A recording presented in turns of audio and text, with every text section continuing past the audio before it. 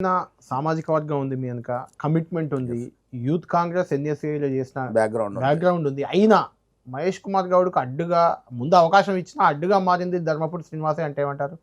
ఒకప్పుడు అంటే వాస్తవంగా డి శ్రీనివాస్ గారే నా రాజకీయాలు తీసుకొచ్చినారు. తర్వాత సమీకరణలు మారినాయి. ఆయనే మీరు థ్రెట్ అవుతారేమో అనే ఫీలింగ్లో రకరకాల ఈక్వేషన్స్లో ఆయన స్వర్గస్థులు అయినారు.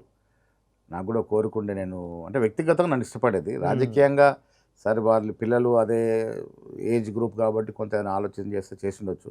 బట్ వ్యక్తిగతంగా నేను ఎప్పుడు కలిసినా పిల్లలు ఉన్నారు వాళ్ళు చదివించాలి భవిష్యత్తు అంటే వ్యక్తిగతంగా నన్ను ఇష్టపడేది. నాకు ఒక కోరిక ఉండే నేను ప్రీస్ ప్రెసిడెంట్ అయ్యే ప్రయత్నం చేసిన టైంలో అయిన తర్వాత ఆయన ఆశీర్వాదం తీసుకోవాలని. బట్ మనం అవ్వకముందే ఆయన స్వర్గస్థులు అయినారు.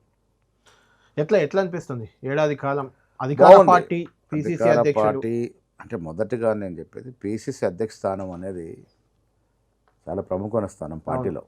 పార్టీ పరంగా పిసిసి ప్రెసిడెంట్ పోస్ట్ అనేది చాలా ప్రామాణికం.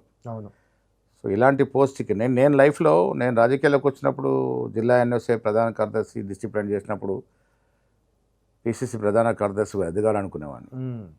భగవంతుడు గొప్పడు ప్రెసిడెంటే ఇచ్చాడు మనకి. సో ఇప్పుడు ఎమ్మెల్సీగా ప్రెసిడెంట్గా అతను ప్రభుత్వం ఉన్న సమయంలో ఉండడం అనేది చాలా ఇంపార్టెంట్ విషయం. ఇది ప్రభుత్వం ఉంది కాబట్టి సీఎంతో ప్యారలల్ నేను కాకుండా సమైక్యతో మనం కోఆర్డినేట్ చేసుకుంటూ అల్టిమేట్ మన గోల్ ఏంటి ఇవాళ 2023 ఎన్నికలకు ముందు పిసి అధ్యక్షుడు రేవంత్ రెడ్డి గారు తన మార్క్ చూపించుకోగలిగినారు. సీనియర్లు అయినటువంటి ఉత్తమ్ కుమార్ రెడ్డి గారు, బట్టి గారు, దామోదర్ నరసింహ గారు, చాలామంది సీనియర్లు లాస్ట్ మినిట్లో ఏకమైనారు. చిన్న కోమటిరెడ్డి వెంకరెడ్డి గారు చాలా తగాదులు ఉండేవి. బట్ అల్టిమేట్గా 23 ఎన్నికల నాటికి కొంత నా ప్రమేయం కూడా ఉంది. అందరిని ఏకం చేసి మనం కలిసి కట్టుకుంటే ప్రజలు మనం నమ్ముతారు అంటే ఒక మాట. ఒక యువ నాయకత్వం రేవంత్ రెడ్డి నాయకత్వంలో, దాంతోపాటు సోనియా గాంధీ గారు స్వయంగా వచ్చి తొక్కుగూడలో ఈ 6 గ్యారెంటీ ప్రామిస్ చేశారు. సో ప్రజలు ఏమనుకున్నారంటే సోనియా గాంధీ గారు కమిటెడ్ లీడర్, ఒక పట్టుదలని కాకుండా ఒక పటిమ కలిగిన నాయకురాలు.